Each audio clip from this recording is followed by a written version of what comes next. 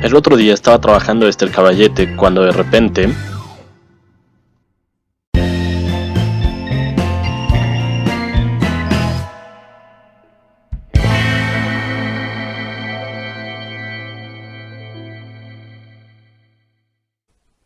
Hoy vamos a hablar de una pintora que nació justo en este mes, el 30 de octubre de 1902. Es una pintora que no se le ha dado, no ha sido justa la historia con ella, no se le ha dado la importancia que debe. Se trata de María Zenobia Izquierdo Gutiérrez. Ella nació en San Juan de los Lagos, en Jalisco. Es hija de Rafael Izquierdo e Isabel Gutiérrez. No se sabe mucho de su infancia, solo se sabe que se mudó a Aguascalientes y luego a Saltillo, a Coahuila, y ahí pues aprendió mucho, estuvo en contacto mucho con las iglesias, con personas que vendían cosas afuera de las iglesias, y eso después se vio reflejado en su obra. Ella a los 5 años perdió a su papá, entonces la educaron sus abuelos, y estuvo así hasta que su mamá se volvió a casar. Y parece ser que fue cuando se fue a vivir a Saltillo, y ahí pues ya vivió con la mamá y ya no vivió con los abuelos. Dejó la vida de campo para vivir un poco en ciudad, que bueno, Saltillo no era ciudad, era también campo, pero bueno, era un poco menos campo que una ranchería. Sí, ya me trabé mucho. ¿Ven? Está divertido esto de aprender de arte. Les cuento yo que a los 15 años, María se casó con el militar Cándido Posadas. Con él tuvo 3 hijos.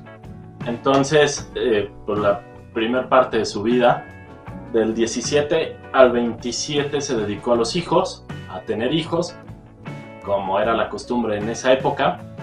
Y después fue cuando empezó ya a pintar, que bueno, Hernanda ya se los va a contar. No se sabe bien por qué, pero parece ser que la vida que tuvo de casada la inclinó a encontrar hobbies, a buscar hobbies, y uno de ellos fue la pintura.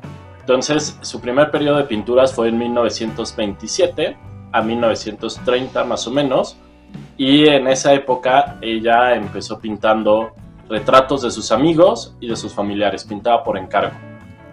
Cuando se separa de su esposo, el militar, en el 28 entra a la Escuela Nacional de Bellas Artes, que era dirigida en ese tiempo por un pintor muy famoso, seguro les ha de sonar. Ya hablaremos de él aquí y vamos a hablar todo lo que debemos hablar de él. Diego Rivera. Dieguito era el director de la escuela, y ahí tuvo a maestros como Manuel Toussaint, Gerard Guedovius y Rufino Tamayo. Rufino Tamayo le enseñó, aparte de pintura, le enseñó otras cosas. Y bueno, él fue el maestro de acuarela y de aguadas de ella, pero también enseñó más cosas. Como les contábamos, Hernán y Hernán, María tuvo una relación también con Rufino Tamayo, duró 4 años con él. Y bueno, en esa época se dice que María, tanto María como Rufino tomaron cosas de cada uno y se nota en su obra. Aquí ahorita van a ver algunos cuadritos narrados con una voz espectacular, una voz muy bonita. Bueno, muchas gracias al hombre guapo que sale en el video, muy muy guapo. Esta es la voz que narra los cuadros con voz interesante. Esta ya es un cuadro que se llama Retrato de Belén. Belén era la media hermana de María Izquierdo. Y es muy interesante, cuando sacó este cuadro, los medios, la prensa la criticaron y dijeron que ella hacía retratos aztecas. Y ella dijo que sí, que porque en realidad pintaba a los mexicanos como eran. Los medios decían que sus trazos eran burdos y ella dijo que así éramos. Y en el cuadro también puso una caja de olinala y otras cosas mexicanas sin caer en el exceso. Ella decía que no teníamos que caer en el exceso para representar algo mexicano. Entonces era lo que ella hacía.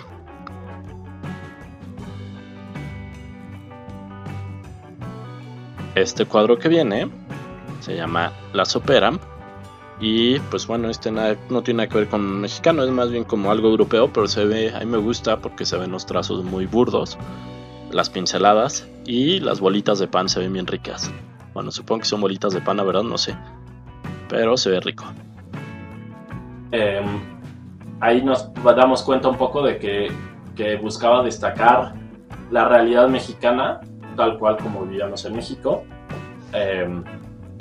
Buscaba pintar a la mujer tal cual era, no quería retratos estilizados, no quería cosas. Él decía que los retratos eran una expresión machista del hombre, que los hombres veían a las mujeres como una cosa muy estética y hasta cierto punto su líbido hacía que las pintaran de distinta manera, ¿no? Ella buscaba que los retratos y los desnudos fueran pintados tal cual era la mujer, sin exagerar, sin nada, ¿no? Darle una visión realista a la mujer. Bueno, en parte a su relación con Tamayo, gracias a la relación que mantuvo con Tamayo, empezó a abrirse un poco camino y en este camino tuvo su primera exposición a los 27 años, gracias a Diego Rivera. Le ayudó a presentarse en la Galería de Arte Nacional, Galería de Arte Moderno del Teatro Nacional, que ahora es Bellas Artes. A los 27 años tuvo su primera exposición ahí, le fue bastante bien, la crítica estaba muy feliz con ella, pero ella empezaba como a tener cierto descontento, sobre todo con Rivera, con los pintores famosos de esa época. Ella también era comunista, pero había cosas que no le gustaban, entre ellas el machismo de Diego, el cual es muy notorio, y pasa 3 años sin tener exposiciones aquí en México. En el 30 la invitan a Nueva York, se va a Nueva York, y entonces ahí expone 14 óleos con sus retratos, paisajes, algunas naturalezas muertas y estudios que hizo, algunos desnudos y cuadros un poco ya abstractos. Aquí entra también a otra exposición que es organizada por la American Federation of Arts en el Museo Metropolitano, que tenía obras de Rufino, de Dieguito Rivera y de Agustín Lazo, entre otros. Bien importante, se me olvidó decirles que ella fue la primera mujer en exponer fuera de México. Esta es una acuarela que hizo cuando estaba con Tamayo, con Rufino, y se llama El Domador. Y ella explicaba que es la eterna lucha entre la razón y el instinto. La razón está representada obviamente por el domador y el instinto por el león. Este de aquí se llama El Calvario y es una escena súper mexicana. Es un pueblito. En el pueblito está una mujer llorándole a sus muertitos y al lado un burrito muy feliz comiendo pastito. Y bueno, se llama así, El Calvario. Bueno, desde el 1931, María se dedica a dar clases. Empieza a dar clases en la Escuela de Artes Plásticas, en el Limba, y perteneció a algo bien interesante que era la Liga de Escritores y Artistas Revolucionarios. Y esta liga se dedicaba a dar a conocer el folclore mexicano, las fiestas y las tradiciones populares. Entonces María empezó a retratar más esas cosas. En los 30 se dedicó también a protestar contra el fascismo, exponía el papel de la mujer dentro de la sociedad con una estética feminista, justo lo que les platicaba yo hace rato, y la rana René, ¿ya vieron? Qué bonita. Era eso, que María buscaba la manera de presentar a la mujer como lo que era, no como un objeto.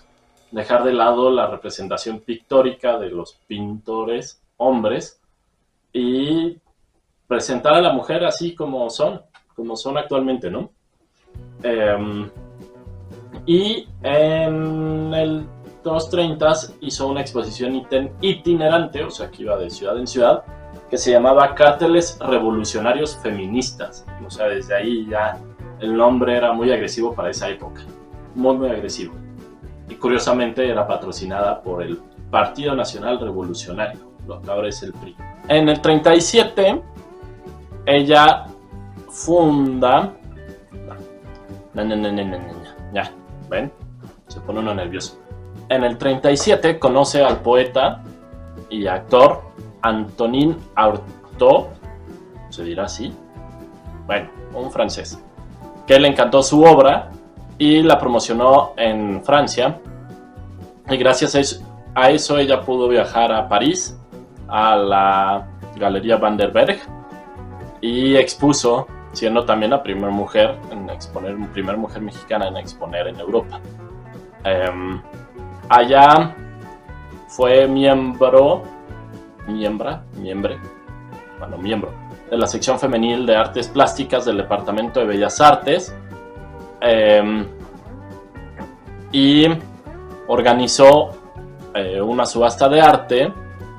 Ahí también estuvo en una exposición de propaganda política, justo lo que yo les decía, era comunista, era de izquierda, y en el cartel ella escribió: proletario, destruye también a tus enemigos de clase. Y entonces eso empezó a generar como conflictos hacia ella, porque decían: María está loca, ¿cómo es posible que diga esto? ¿No? O sea, sí somos muy comunistas, pero no tanto, ¿no? No se puede meter así en esto. Y declaró algo que fue el principio del fin para ella, que escandalizó a todos. Se peleó con Frida Kahlo también, era enemiga de Frida. Decía que Frida tenía que aprender a vender su arte por su talento, no por el hecho de ser mujer. Ella estaba en contra de que se consumiera el arte o que se le diera un lugar especial a la mujer por el simple hecho de ser mujer y no se viera su talento, porque ella decía que el talento tenía que hablar. Y bueno, dijo que la mujer tenía que dejar de ser un objeto de lujo para transformarse en un factor participativo en la lucha de clases. Y eso molestó mucho a Frida, porque bueno, al final ella pues se dio cuenta de que estaban ocupando a Frida como justo eso, un objeto de lujo, un escaparate para que la gente dijera: wow, super pintora, y también dijeran: pues es mujer, entonces rompe estereotipos porque es mujer, pero dejaba de lado un poco el talento. Y la misma Frida dejó de trabajar en eso y se centró nada más en su obra, sin querer llegar a más, sin proponer más. Esto fue en el 37. María tuvo, digamos que, algunas peleas, descontentos, no sé cómo decirlo, algunos pleitos con Frida Kahlo, y ella decía que las mujeres feministas e intelectualoides estaban ajenas a la mujer auténtica, porque ella decía que el feminismo estaba mal enfocado, que no se tenía que buscar la superioridad de uno sobre otro, sino que teníamos que buscar la igualdad, la equidad. Entonces ella decía que en vez, estas personas, entre ellas Frida Kahlo, en vez de ayudar al engrandecimiento de la mujer, entorpecía su emancipación. O sea, ¿qué pasaba? Frida se mostraba como era y no como quería ser, y no ayudaba a que otras mujeres se hicieran grandes, ¿no? Iba permitiendo cosas que le sucedieron a la misma María, ¿no? O sea, eso de que le quitaron una pared, todo eso. Y ella escribió: el primer obstáculo que tiene una mujer es... Espérenme tantito, que se me movió esto, ¿ven? Estamos completamente en vivo, esto es divertido, es entre amigos. El primer obstáculo que tiene que vencer la mujer pintora es la vieja creencia de que la mujer sirve solo para el hogar. Cuando logra convencer a la sociedad que ella también puede crear, se encuentra con una gran muralla de incomprensión formada por la envidia o complejo de superioridad de sus colegas. Después vienen los eternos improvisados críticos de arte que al juzgar la obra de una pintora casi siempre exclaman: para hacer pintura femenina no está mal. Como si el color, la línea, los volúmenes, el paisaje o la geografía tuvieran sexo. María también decía que... Bueno, ¿qué tal? ¿Qué les pareció esto? O sea, es impresionante, ¿no? Eso, hoy en día seguimos juzgando cosas y seguimos diciendo: órale, está padrísimo, esto lo hizo una persona con discapacidad, wow, esto lo hizo una mujer, esto lo hizo un gay, ¿no? O sea, seguimos buscando poner etiquetas a todo, y creo que para crecer es importante dejar de lado eso. Y ella también decía que tenía un gran problema que era la doble discriminación, ¿no? Por un lado, los pintores machos, Diego, Siqueiros, el mismo Tamayo, y algunas mujeres, Raquel Tibol, Frida Kahlo, decían que las mujeres eran como una competencia estorbosa, que no servían, que no aportaban nada al arte y por lo tanto pues no tenían por qué estar allí. Y las mujeres de esa época, conservadoras en su mayoría, decían que María estaba loca porque pertenecer al mundo masculino era ser una bohemia, ¿no? Y ser una bohemia era muy mal visto. Entonces, pues sufría discriminación por dos lados, la pobre María. Ahí en esta época ella ya daba clases en la Escuela Nacional de Artes, lo que ahora es el INBA, Instituto Nacional de Bellas Artes, y 2 años después, en el 39, formó parte del comité ejecutivo de la Sociedad Panamericana de Mujeres. O sea, llevó el feminismo más allá a una cosa participativa. Se dio cuenta que era necesario que las mujeres ocuparan un lugar dentro de la sociedad, un lugar activo, ¿no? Y que se diera uno cuenta del talento que tenían las mujeres y no darles lugar solo por el hecho de ser mujeres. Igual con las otras minorías, era lo que ella discutía, que tenía que abrirse el camino para que fuera parejo, para que todos estuvieran en igualdad de circunstancias y ahí sí poder juzgar el talento como lo que es, ¿no? De tú a tú. Y pasa un tiempo duro porque empiezan a ya no contratarla ni nada y ahorita Hernán del otro lado les cuenta. Bueno, María pasa una época difícil porque por sus críticas al feminismo le cierran las puertas. Solo vive de su sueldo de maestra, que era muy bajo, y de algunos cuadros que llegaba a vender, que eran pocos. Después de lo que les contó el otro Hernán, en el 45, después de que pasó un tiempo sin dinero, sin nada, la contratan para hacer un mural en la sede del gobierno del Distrito Federal, ahora Ciudad de México, y la temática era Historia y Desarrollo de la Ciudad de México. ¿Y qué creen que pasó? Le dijeron que al final ya no iban a hacer el mural, ya no le dieron la oportunidad, y que porque pues no había habido dinero, y tiempo después nos enteramos de que Raquel Tibol, Diego Rivera y... denme un segundito, no vean, y Siqueiros, claro, David Alfaro Siqueiros, dijeron que la pared que le habían dado era un proyecto muy muy grande para ella y que pues no tenía experiencia pintando murales, entonces pues que no, por eso no se la dieron. O sea, no tenía experiencia, había pintado un montón, lo único que no había pintado era paredes porque esos güeyes las tenían secuestradas. No permitían que nadie más entrara a pintar paredes. Y justo fue lo que ella dijo. Izquierdo le dijo a la prensa, a los chismes, que había un complot en su contra, que había un monopolio en la pintura mexicana, que había que acabar con ese monopolio, y que los murales se habían vuelto exclusivos para algunos pintores y pintoras, que si querías pintar las paredes tenías que mantener una relación cercana con los pintores que monopolizaron este movimiento. En el 43 se casa con un cuate que era un pintor sudamericano, creo que boliviano, no estoy muy seguro, se llamaba Raúl Uribe, y Raúl le dice: wow, pintas padrísimo, están increíbles tus cuadros, yo los quiero. Y entonces empieza a ayudarle a vender sus cuadros en Sudamérica, con diplomáticos y todo. Y justo el año, en el 45, en el que le quitan una pared que ya le habían dado para hacer un mural, ese mismo año María se entera de que Raulito había estado vendiendo sus cuadros por más dinero del que le decía ella, y aparte había estado firmando cuadros de ella. María tenía muchos cuadros sin firmar y Raúl llegaba y los firmaba por él. Él ponía su firma y los vendía como si fueran suyos. Por eso también hoy en día hay muchos cuadros de María que no sabemos dónde están, porque los firmó este queridísimo señor.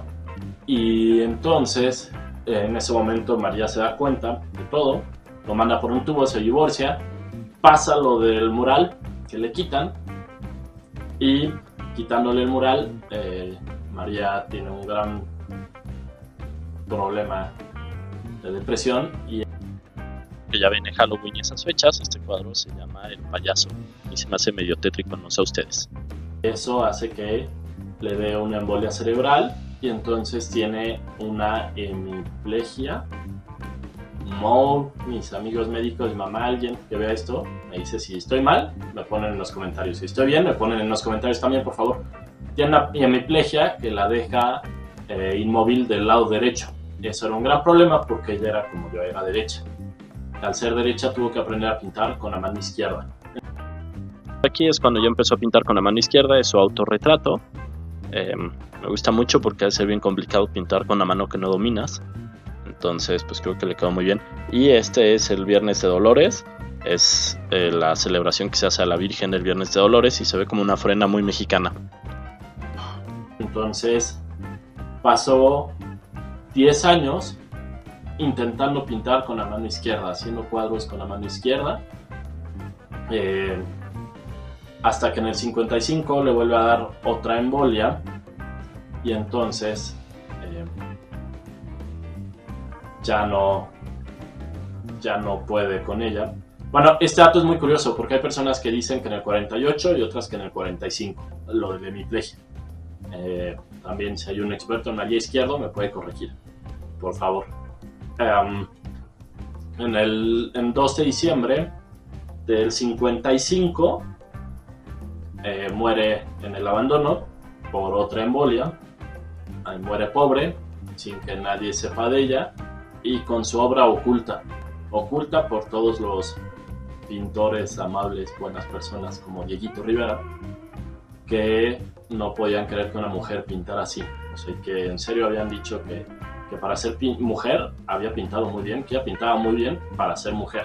Entonces se queda en el abandono, pasan cerca de 20 años, en los 70s, alguien la redescubre, vuelven a sacar su obra, pero no tiene tanto impacto y pasan otros 40 años, más o menos, y 40, y hasta el 2012 depositan sus restos en la Rotonda de Personas Ilustres, aquí en la Ciudad de México, en el Panteón de Dolores. Y pues ya, no sé, espero que les haya gustado este video. Como los videos de una persona son aburridos, aquí hubo 2 personas, espero que les haya gustado eso. Y nada, dejen en los comentarios si tienen alguna petición especial, algún pintor, pintora, lo que ustedes quieran. Nos vemos la siguiente semana. Ayúdenme a darle like, suscríbanse si no lo han hecho, compártanlo entre sus amigos, manden mensajito. Y creyeron que ya me había ido, pero no, todavía no me voy. Les voy a leer algo rápido de una historiadora que se llama Germanín Gómez y luego una frase de Elena Poniatowska sobre María Izquierdo. Pese a que sus temas tienen como principal fuente de inspiración la cultura popular, no hay nada más alejado del costumbrismo que el arte de esta gran figura jalisciense. A contracorriente de los pintores nacionalistas cuyo lenguaje se basaba en el concepto exaltado de la mexicanidad, la poética pintura de María explora el alma intrínseca del México profundo desde una mirada sensible que logra conciliar con gran maestría el espíritu de sordidez y fiesta en nuestro pueblo. Que decía ella que María logró captar la esencia de todas las fiestas que había y todo lo que es ser mexicano en realidad. Sus pinturas armonizan la tensión entre melancolía y pasión, que fueron los rasgos característicos de su personalidad. Justo decían que ella era muy melancólica, pero muy alegre también. Todos los que la conocieron decían que era muy alegre, que siempre tenía risas, a pesar de que se le estaba llevando la fregada, siempre estaba alegre. El arte de María Izquierdo es la sutil simbiosis de drama y ternura, soledad y jolgorio, violencia y juego, primitivismo y sofisticación. Una pintura ensimismada, palpitante de vida y rebosante de pasión. O sea, un poco como era ella, tal cual, con muchos contrastes en su personalidad. Y ahora sí, la frase de Elenita Poniatowska. María Izquierdo resulta más mexicana que Frida Kahlo, porque no es folclórica, sino esencial. Y bueno, ahora sí, aquí acaba el video. suscríbanse, ayúdenme a darle like, ayúdenme a llegar a más personas y piquen en la campanita. Nos vamos, digan adiós al estudio. Listo, ayúdenme, bye.